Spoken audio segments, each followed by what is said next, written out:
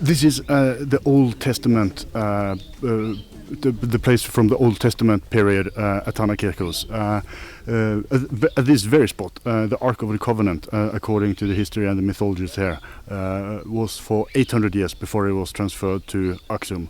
There's also sacrificial pillars, or what is called sacrificial pillars, where sacrifices of sheep and the bloat were poured onto these pillars. So this gives testimony to the first millennia BC of the ritual activity before the church became important in Christianity, when it still was the ancient Hebrew religion. And then eventually all the Christian characters, Jesus, Mary, Joseph, appear on this island as well. The whole Holy Family was 3 months and 10 days at this island, and at this very spot there are many physical materializations and evidences of that, like footprints of Jesus, footprint of Virgin Mary, and also where Virgin Mary was sitting, there are imprints of her drapery. This one here. Right. Here is a footprint of Jesus when he was sitting here, and so this mark is the foot of Jesus when he was at the age of 5 years on this very island.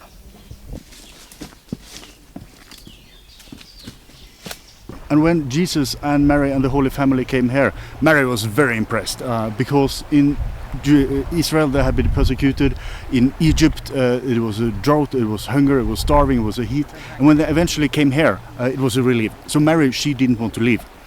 But then eventually one day an angel revealed himself in front of the Holy Family. And the angel told Mary who Jesus was to become, the savior of the of all humanity. And eventually the angel convinced Mary that they had to return back to Egypt and then to Israel.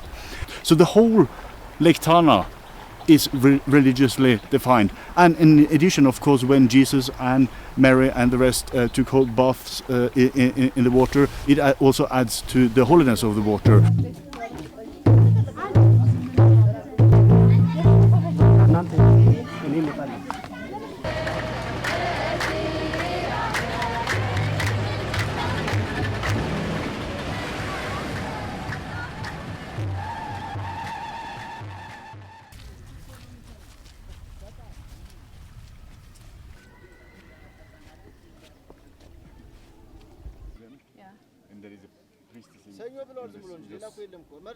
This is the source of the Blue Nile, and the water at the very, very source, right behind us now, is of utmost holiness. In the Bible there are 4 divine rivers, and one of them, Gihon, flowing in paradise, is believed to flow directly from heaven onto earth at this very spot behind me. Because of that, it is the most holy river in Christianity in Ethiopia, and the water is so holy that if you drink it as a devotee, not only are you getting blessed, but also up to 70 generations afterwards. And today we are here now. It's a Sunday. There's a lot of pilgrims, and the situation is a little bit tense because although we are from a Christian culture, we have the wrong Christianity. So our mere presence defile and pollute the holy water, which is a grievous sin, and that is a little bit uncertain how far back we can, or close to the source we actually can come.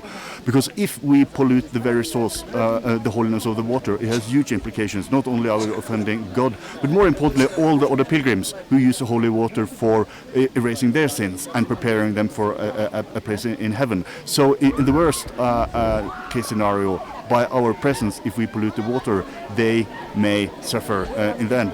And what is actually happening just right behind us, a lot of people now, it's serious exorcism, that people are, they have all the demons, the devils inside, and by use of the water which the priests sprinkle on the patients, the devil is driven away. So a lot of people here are a little bit uncertain about what we're doing here.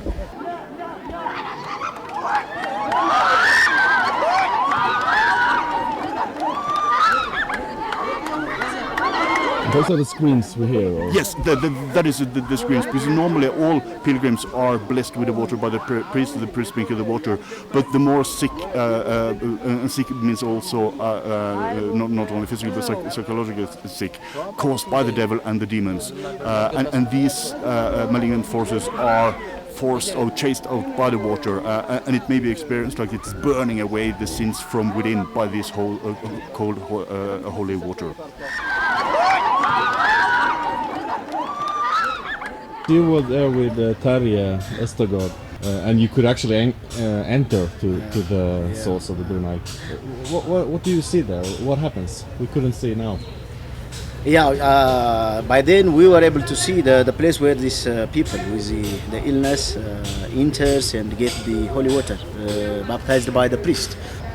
A small room with this narrow entrance, and there they enter, they take off their clothes, and the holy water is sprinkled over those people. And the priest with the cross at hand reads and speaks about the religious psalms and phrases and the like, words and the like. Yeah, and when he did that, then the people with that bad spirit, which they call bad spirit, cries and says something odd.